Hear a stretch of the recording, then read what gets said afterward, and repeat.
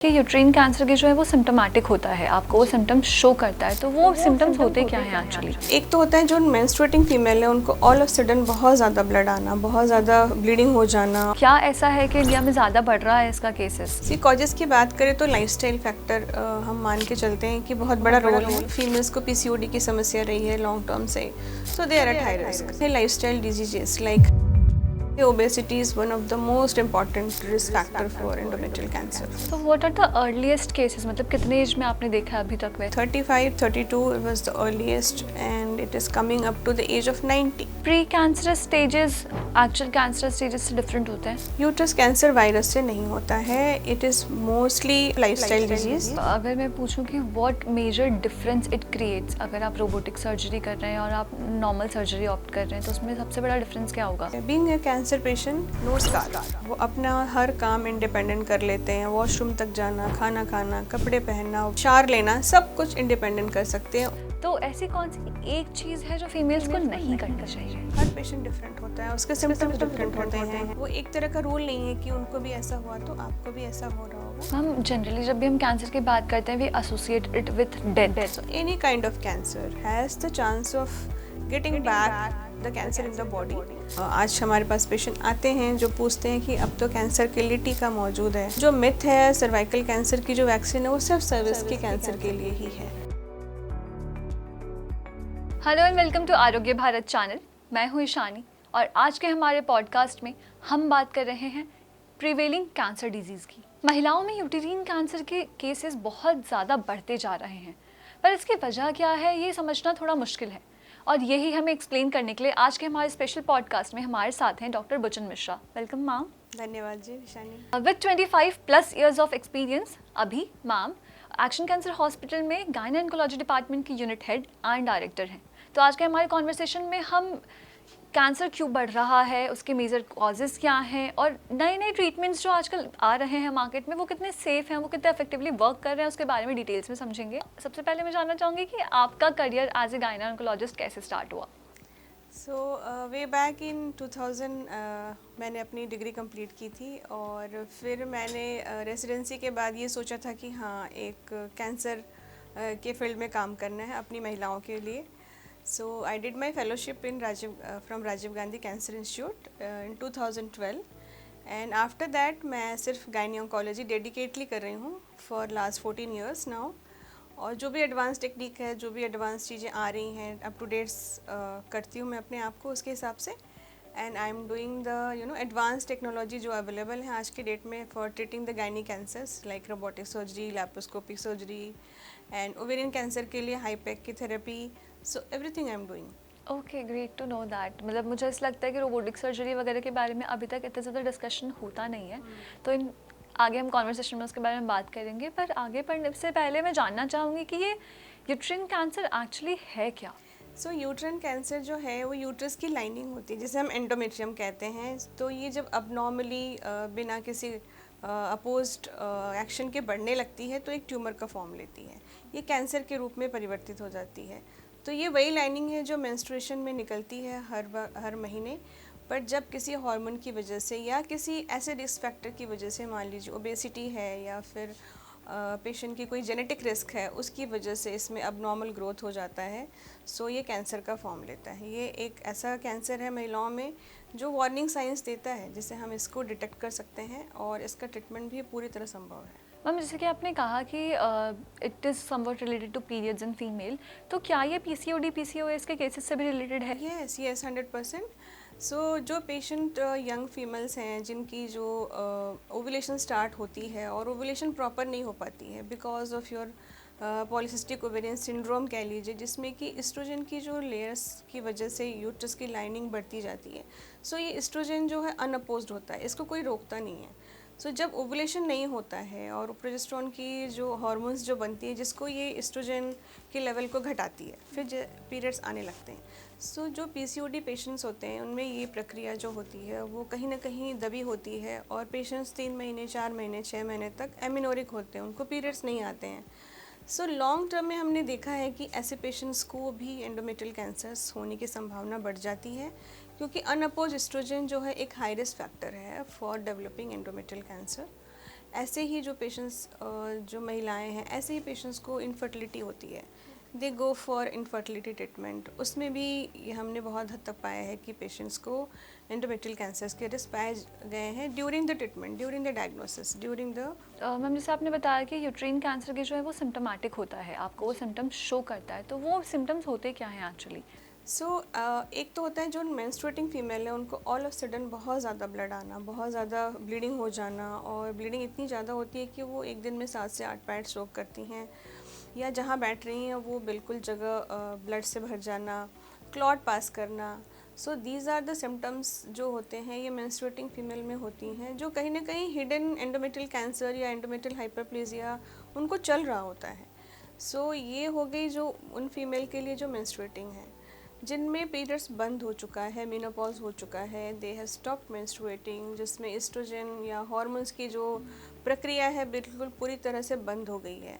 सो उनमें जब ब्लीडिंग होती है, जिसे हम पोस्ट मेनोपॉजल ब्लीडिंग कहते हैं, सो किसी भी फॉर्म में हो, चाहे वो थोड़ा एक ब्राउन डिस्चार्ज ही क्यों ना हो, यूरिन पास करने जा रही हैं, एक धागा सा दिख रहा है, so these are the symptoms जिसे वार्निंग साइन कहते हैं हम, कि हाँ इसने बताया, एक छोटी सी स्पॉट दिखा दी कि yes I am wrong, endometrium में मुझे कुछ प्रॉब्लम हो रही है।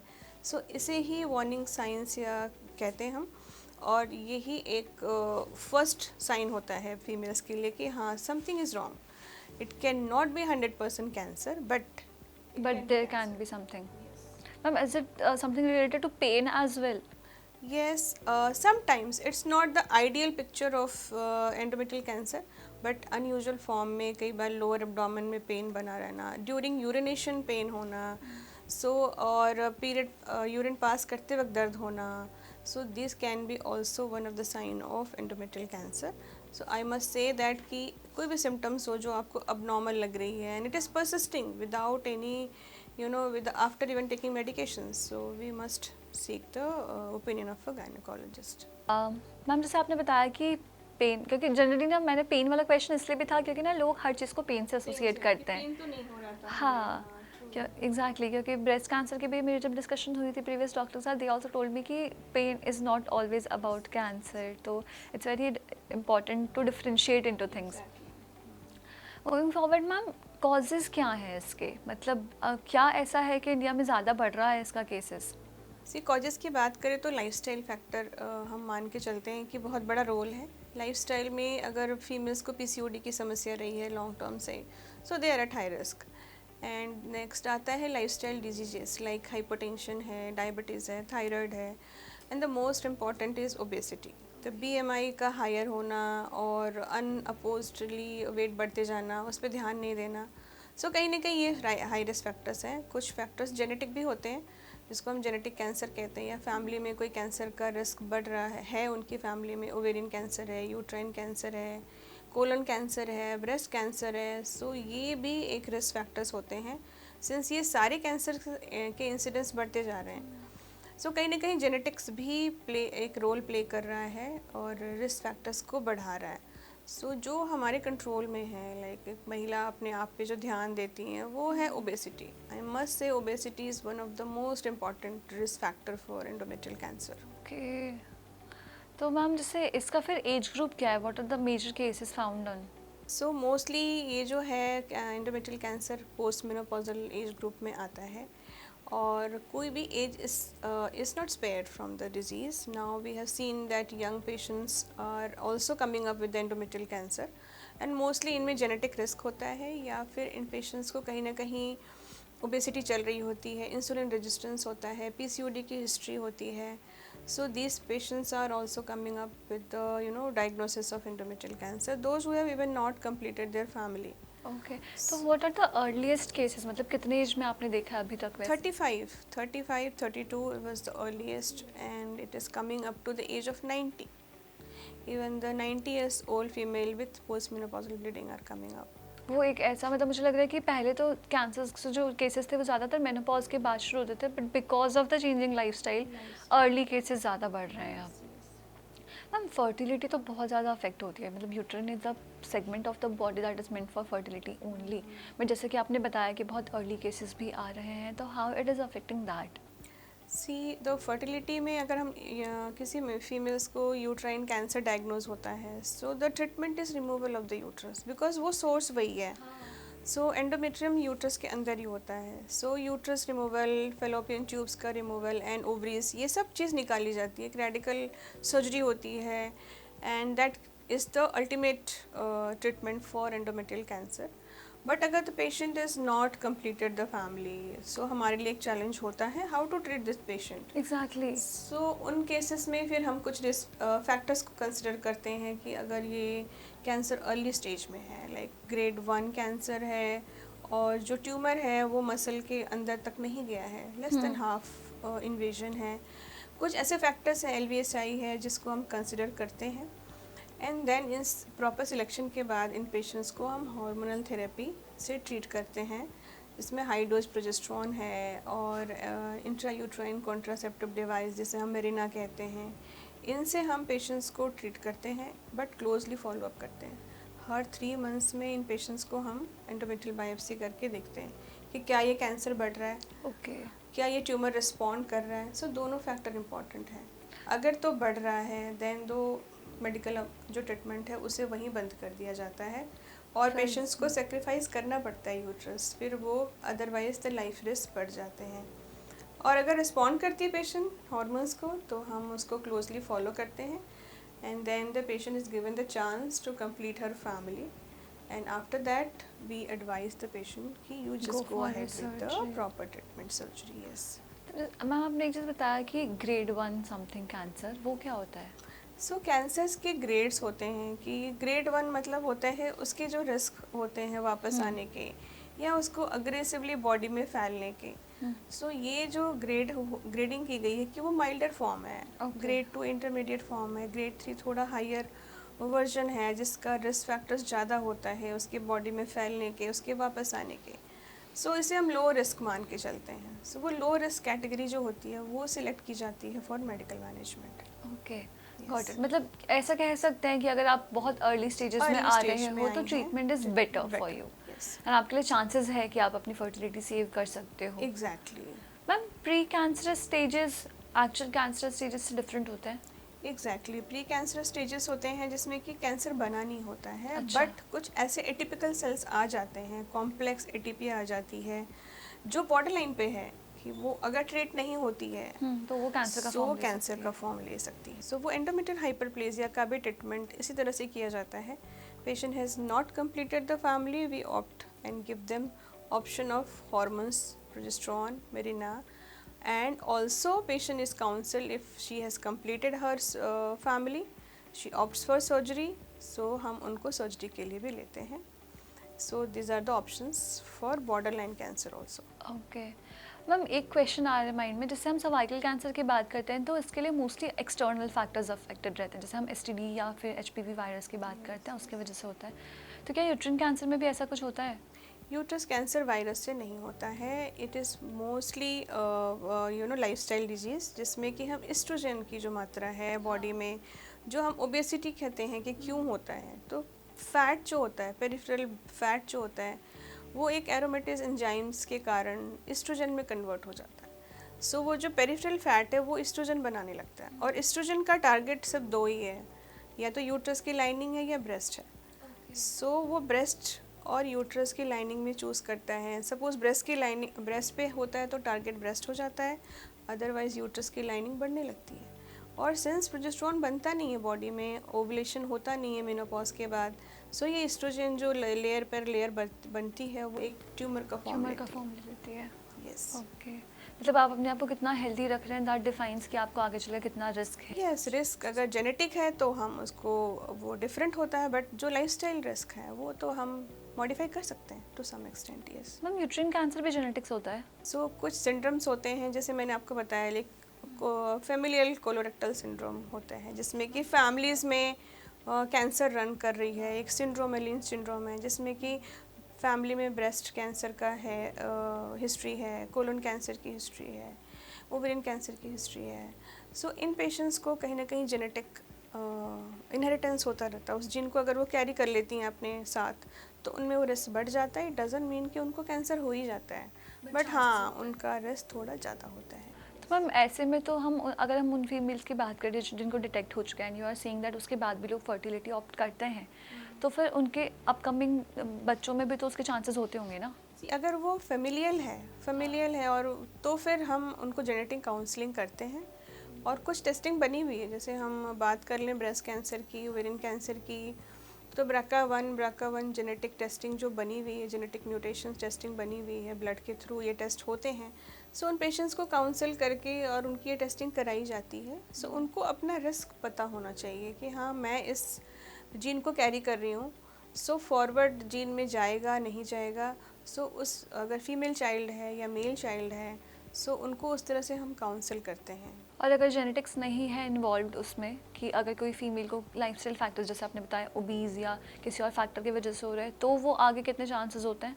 वो कैंसर्स फॉरवर्ड नहीं होते हैं, वो सिर्फ लाइफस्टाइल की वजह से होते हैं। मैम हम फर्टिलिटी की जब बात कर रहे हैं तो यूट्रीन कैंसर में सबसे बड़ा कंसर्न फीमेल्स का यही होता है कि उनकी फर्टिलिटी हार्म होगी एंड दे कांट कंसीव और move forward even if in future they want. तो उस टाइम पे क्या क्या ऑप्शंस अवेलेबल है आज के टाइम पे उनके लिए? सो अगर उसने फैमिली कंप्लीट नहीं करी है और हमने डॉक्टर ने उनको बता दी कि सर्जरी करनी है, आपकी यूट्रस भी निकलेगा, आपकी ट्यूब्स भी निकलेगी, आपकी ओवरीज भी निकलेगी। सो आ जाता है फैक्टर कि how to complete her, how to counsel that patient कि हम कैसे हेल्प कर सकते हैं उस महिला को। तो जहाँ तक हम ओवुलेशन की बात करें, एक्स की बात करें, अगर ओवरीज हेल्दी हैं, अर्ली स्टेज डिजीज़ है, पेशेंट्स को हम काउंसिल करते हैं कि आप अपने एग को प्रिजर्व कर लें। और एग प्रिजर्वेशन के ऑप्शंस अवेलेबल हैं आजकल, एडवांस ART फैसिलिटी अवेलेबल है हमारे देश में। सो oocyte प्रिजर्वेशंस के लिए काउंसिल करते हैं। अगर यूट्रस आउट है और यूट्रस जा रहा है, यूट्रस निकालना ही पड़ता है, तो सरोगेसी है। एंड पेशेंट्स को हम इनफर्टिलिटी स्पेशलिस्ट के पास भेजते हैं to give them the broad spectrum की और क्या ऑप्शंस अवेलेबल है, but patients can save the oocytes for future fertility. जैसे कि आपने बताया कि सैरोगेसी है, तो I think out of the box मैं ये कहना चाहूँगी कि if you are not able to then it's better to save your self first, I believe कि सो फर्स्ट तो हाँ, फीमेल्स हमारे देश में they are more family oriented, they want to build up their family, they sacrifice their health for family. So उनको भी हम council करते हैं कि your health is important and once you are fine you can take care of your family. So treating the cancer is important first. Ma'am if we talk about a single thing, जैसे हम lifestyle वगैरह की बात कर ही रहे हैं, और तो ऐसी कौन सी एक चीज़ है जो फीमेल्स को नहीं करनी चाहिए? सो फीमेल्स को एक तो अपनी रेगुलर चेकिंग करानी चाहिए, जो हम कहते हैं हेल्थ चेकअप, और अपने छोटे से छोटे सिम्टम्स को जो हमें लगते हैं, जैसे मैं बात करूं कि ब्लीडिंग हो रही है, इंटरमेंस्ट्रुअल ब्लीडिंग हो रही है, या फिर पोस्ट कॉटल ब्लीडिंग हो रही है, हैवी पीरियड्स हो रहे हैं, आप 45 की एज पे हैं, तो ये ना समझें कि मेनोपॉज हो रहा है। और इसी वजह से, क्योंकि किसी को और भी हो रहा था, वो उसने कहा कि मेनोपॉज हो रहा होगा। सो कहीं ना कहीं ये जो चीज़ें हैं हम इग्नोर नहीं करें अपनी चीज़ों को। और हर पेशेंट डिफरेंट होता है, उसके सिम्टम्स डिफरेंट होते हैं, वो एक तरह का रूल नहीं है कि उनको भी ऐसा हुआ तो आपको भी ऐसा हो रहा होगा। सो आपकी लाइफ है, आपकी बॉडी है, हर सिम्टम्स डिफरेंट होते हैं। सो जहाँ लगते हैं ये सिम्टम्स आपके लिए नए हैं और ये अबनॉर्मल हैं, you must consult the doctor, let them decide कि ये नॉर्मल है या अबनॉर्मल है। सो वहीं पे हम पेशेंट्स को अर्लीस्ट डिटेक्ट कर पाते हैं और उनका ट्रीटमेंट भी पॉसिबल हो जाता है। और जहाँ वो नेगलेक्ट करती हैं, फिर वो स्टेज बदल जाती है, फिर डिफ़िकल्ट हो जाता है सेव करना भी चीज़ों को। Yes. Ma'am what are the treatments और टेस्ट्स, एज यू टोल्ड कि कौन कौन से टेस्ट अवेलेबल हैं फॉर अर्ली डिटेक्शन? सी मैं बात करूं अगर फॉर यूट्रिन कैंसर अगर हम स्पेसिफिकली बात करें तो यूट्रस कैंसर के लिए अगर हम ईयरली अल्ट्रासाउंड कराते हैं, फर्स्ट ऑफ ऑल ये कैंसर ऐसा है कि ऑल ऑफ सडन कोई सिम्टम्स नहीं होते हैं। पेशेंट्स को अगर मेंस्ट्रुअल पीरियड्स अब नॉर्मल चल रहे हैं फॉर सम टाइम्स, या PCOD की प्रॉब्लम चल रही है, सो ये रिस्क फैक्टर्स होते हैं। एंड मोस्टली ये कैंसर मेनोपॉज के बाद ही हमें देखा गया है कि मोस्टली पेशेंट्स डिटेक्ट होकर आते हैं। सो अल्ट्रासाउंड ईयरली कराना बहुत ज़रूरी है, जिसमें कि ट्रांस वेजाइनल अल्ट्रासाउंड, जो कि पेल्विक अल्ट्रासाउंड हम कहते हैं, जो स्पेसिफिकली फीमेल्स के लिए बने हुए हैं ultrasound. And that ultrasound is very very specific. और उसमें यूट्रस की जो लाइनिंग है, जो एक कट ऑफ होता है, वो बहुत ही बारीकी से वो डिटेक्ट करते हैं. And also the ovarian size, tumours, everything can be detected from transvaginal sonography. So आप बाकी ब्लड टेस्ट तो ज़रूर कराएं, बट ईयरली एक अल्ट्रासाउंड ज़रूर कराएं. So we can catch the ovarian cancer और endometrial cancer earliest. Ma'am generally जब भी हम कैंसर की बात करते हैं we associate it with death, but आज यू टोल्ड कि यूट्रन कैंसर में आपके पास पॉसिबिलिटी होती है कि आप सर्जरी करके यूट्रस निकाल दो, तो क्या उसके बाद में रिस्क फैक्टर कम हो जाता है after the surgery? See surgery बड़ी स्पेसिफिक होती है. It is not only removal of the uterus. Now there are so many factors कि यूट्रस के साथ साथ जो हैं उसकी जो नियर बाय स्ट्रक्चर, जैसे हम लिम्फ नोड्स कहते हैं, उसके इन्वॉल्व होने के चांस होते हैं, उनका रिस्क होता है.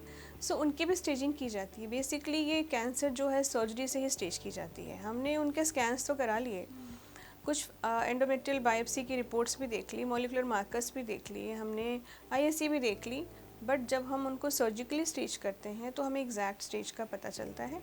और पेशेंट्स की ट्रीटमेंट सर्जरी, उसके बाद कई बार रेडिएशन थेरेपी की ज़रूरत पड़ती है, कई बार कीमो प्लस रेडिएशन की ज़रूरत पड़ती है. सो इसके बाद ये होता है उनका ट्रीटमेंट कंप्लीट होना. Then the patient at any stage, चाहे वो अर्लीस्ट स्टेज 1 का भी कैंसर हो, उसमें रिकरेंस का रिस्क हमेशा रहता है. So any kind of cancer has the chance of getting back the cancer in the body. So follow up is important. So उस पेशेंट्स को हम हमेशा काउंसल करते हैं कि आप 6 मंथली अपने डॉक्टर से मिलें, हमारे पास आएँ, we will do the test, we will examine you, and हम जैसे भी कोई भी एक चीज़ हमें अब नॉर्मल लगती है, हम उसको अर्लीस्ट डिटेक्ट कर सकते हैं.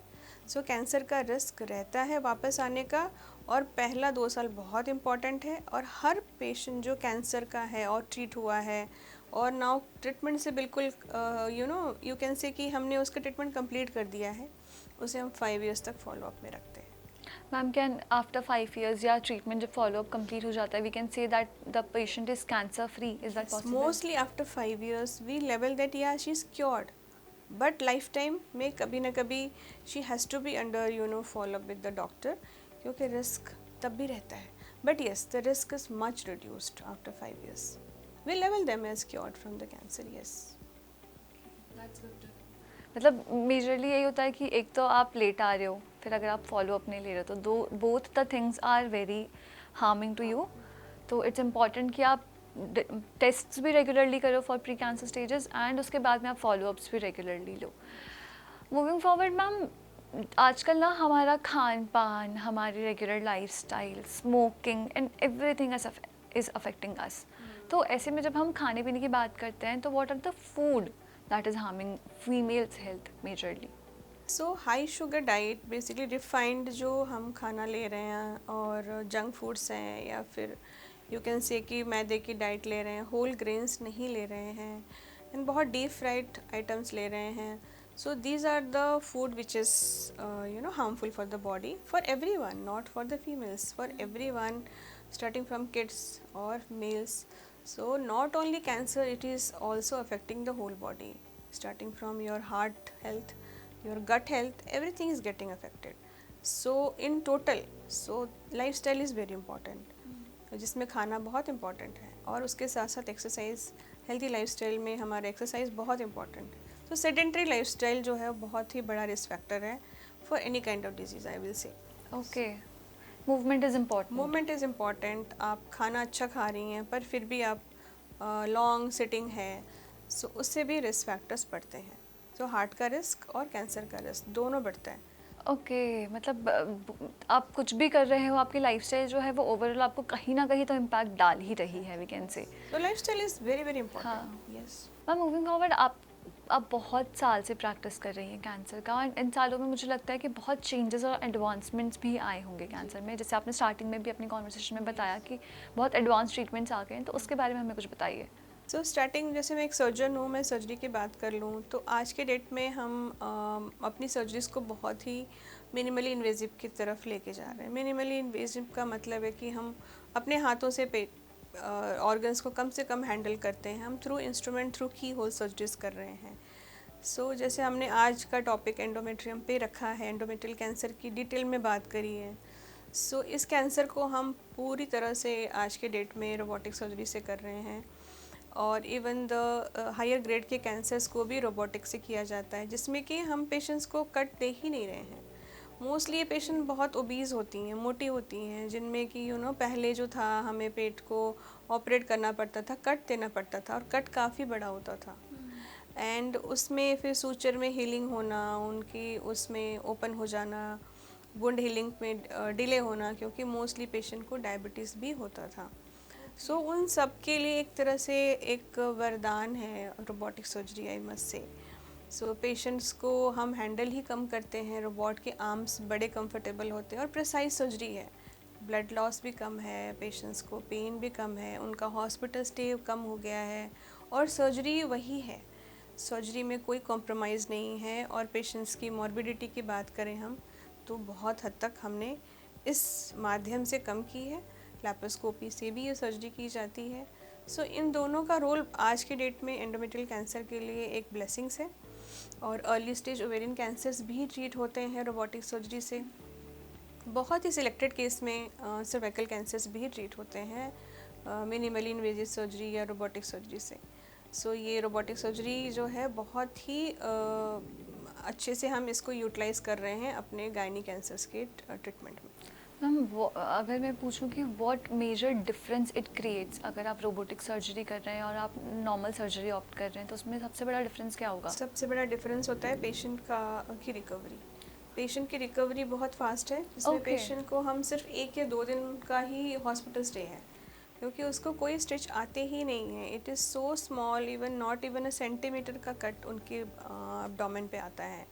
सो वो पेशेंट्स को पता ही नहीं चलता उनकी सर्जरी हुई है। Being a cancer patient, no scar. So वो अगले दिन से मोबाइल है, वो अपना हर काम इंडिपेंडेंट कर लेते हैं। वॉशरूम तक जाना, खाना खाना, कपड़े पहनना, शावर लेना, सब कुछ इंडिपेंडेंट कर सकते हैं। उनका डाइट स्टार्ट हो जाती है, there is no restriction from the doctor side. So the patient is very very independent from the very next day. I think it creates a very big difference, because सबसे बड़ी problem तो mentality ही होती है। जब आप you are feeling that you are a patient, then you can recover from that ना। तो ऐसे में अगर इतने मिनिमल इन्वेजिव सर्जरीज हैं अवेलेबल, तो I think it helps to recover better. It is indicated, it is actually indicated for this patients, endometrial cancer patients के लिए ये एक blessing है, मैं यही कहूँगी। मैम एक चीज़ और मैंने सुनी है, जैसे लोग ना हमेशा जब भी कैंसर का ट्रीटमेंट हो रहा होता है, क्या कीमोथेरेपी चल रही है, तब कोई भी ट्रीटमेंट हो रहा होता है, people say that stay positive, सब कुछ ठीक हो जाएगा, stay positive stay positive. Staying positive actually helps. Yes, the fighting attitude of the patient, जो मेंटल स्टेटस होता है, वो बहुत ही इंपॉर्टेंट है। सो कई बार फैमिली गिव अप करती है, कई बार पेशेंट गिव अप करता है। सो पेशेंट का गिव अप करना और बहुत इम्पॉर्टेंट हो जाता है। Patient should be very very patient को हमें बताना चाहिए कि हम आपके ये ट्रीटमेंट कर रहे हैं। सो मेंटली स्ट्रॉन्ग रहिए। पेशेंट को हम ये कहते हैं कि हर ट्रीटमेंट आज के डेट में पॉसिबल है। वो टाइम चला गया जब हमें कैंसर से डर लगता था। आज के डेट में न्यू एडवांस थेरेपी अवेलेबल है, सर्जरीज अवेलेबल हैं, एंड अगर अर्ली स्टेज में है पेशेंट, तब तो 100% क्योर है ये कैंसर जो है। सो डरने की कोई ज़रूरत नहीं है। हम पेशेंट को रिपीटेड काउंसलिंग करते हैं। सो उनका सेटिस्फाई रहना, उनका मेंटली स्ट्रॉन्ग रहना रिकवरी में बहुत हेल्प करता है। Okay, good to hear that. Ma'am, what are the prevailing myths and misconception related to this? Related to cancer, yes. So cancer का है रिस्क कि हाँ, कैंसर छुआछूत नहीं है। कैंसर, कई बार हमारे पास पेशेंट्स आते हैं कि क्या हमें जो माता जी हैं ये छोटे छोटे बच्चों के साथ रह रही हैं, तो उनको कैंसर तो नहीं हो जाएगा। तो कैंसर कभी भी टच से या साथ रहने से या साथ खाना खाने से नहीं फैलता है। दूसरा है कि जो वैक्सीन है, वो वैक्सीन आज हमारे पास पेशेंट आते हैं जो पूछते हैं कि अब तो कैंसर के लिए टीका मौजूद है। सो जो मिथ है सर्वाइकल कैंसर की जो वैक्सीन है वो सिर्फ सर्विक्स के कैंसर के लिए ही है। सो वो बाकी कैंसर पे काम नहीं करती है। तो बाकी कैंसर की रिस्क उतना ही रहता है जितना कि एक नॉर्मल फीमेल को है जिसने कैंसर की वैक्सीनेशन नहीं ली है, सर्वाइकल कैंसर की वैक्सीनेशन।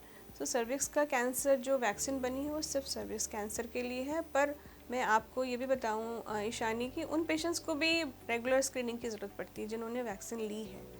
सो वैक्सीनेशन से प्रोटेक्शन है सर्विक्स कैंसर के लिए, बट स्क्रीनिंग फिर भी इंडिकेटेड है। आप हर 3 ईयर्स या 5 ईयर्स में आके पैप स्मीयर और HPV कराएं। सो कैंसर की वैक्सीन सिर्फ सर्विक्स कैंसर के लिए है। मैम इसके अलावा कोई और मिथ्स वगैरह हैं? इसके अलावा और मिथ्स, जैसे हम बायोप्सी वगैरह की बात करते हैं तो उससे प्रिवेलिंग की लोगों का होता है ना कि यस, हाँ हाँ, कुछ ऐसे मिस भी है कि हाँ हर कैंसर क्या बायोप्सी से फैल जाता है। सो जब एंडोमेट्रियल कैंसर के बारे में हमारे पास पेशेंट आता है तो कई बार बायोप्सी से वो बड़ा घबराता है। सो हम उनको समझाते हैं कि एंडोमेट्रियल कैंसर जो है वो बायोप्सी जो हम ले रहे हैं ये बायोप्सी नहीं है, हम यूट्रस की लाइनिंग को ही सिर्फ स्क्रैप कर रहे हैं और या तो टारगेटेड जहाँ से हमें लग रहा है कि अब नॉर्मल जगह है यहीं से हम लेंगे और इसको छेड़ने से कोई कैंसर फैलता नहीं है। तो मैं ये मिस क्लियर करना चाहती हूँ कि ओवेरियन कैंसर जो है जिसमें ट्यूमर होता है और कहीं पे भी और डिजीज़ नहीं होती है, सो उन ट्यूमर्स को नहीं छेड़ना चाहिए, उसमें से बायोप्सी नहीं लेनी चाहिए।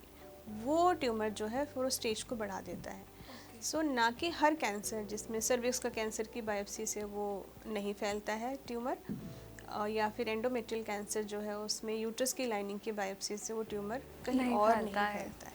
These So, are yeah, all just myths. mentality of people. Mentally. या मैम आई बिलीव कि इस कॉन्वर्सेशन से हमारी फीमेल ऑडियंस को ना बहुत नॉलेज मिला होगा कि यूट्रिन कैंसर को लेकर के एक अवेयरनेस बहुत ज़रूरी है आज के टाइम पे लोगों के लिए। एंड सबसे बड़ी चीज़ मैं हमेशा यही कहती हूँ और आज भी मैं यही कहूँगी कि सबसे बड़ी चीज़ है कि आप घबराओ मत, आप ट्रीटमेंट के लिए ऑप्ट करो। आप जितना उसको डिले करोगे ना वो आपके लिए उतना प्रॉब्लमाटिक होगा। तो इस पॉडकास्ट के बाद भी अगर आपके दिमाग में कोई भी क्वेश्चन है या डाउट्स हैं, आपको लगता है कि आपके कोई सिम्टम्स हैं जिसे लेकर के आप डॉक्टर के साथ डिस्कस करना चाहते हैं, तो आप हमारे कमेंट बॉक्स में ज़रूर हमें बता सकते हैं। और ऐसे ही इन्फॉर्मेटिव पॉडकास्ट के लिए देखते रहिए आरोग्य भारत।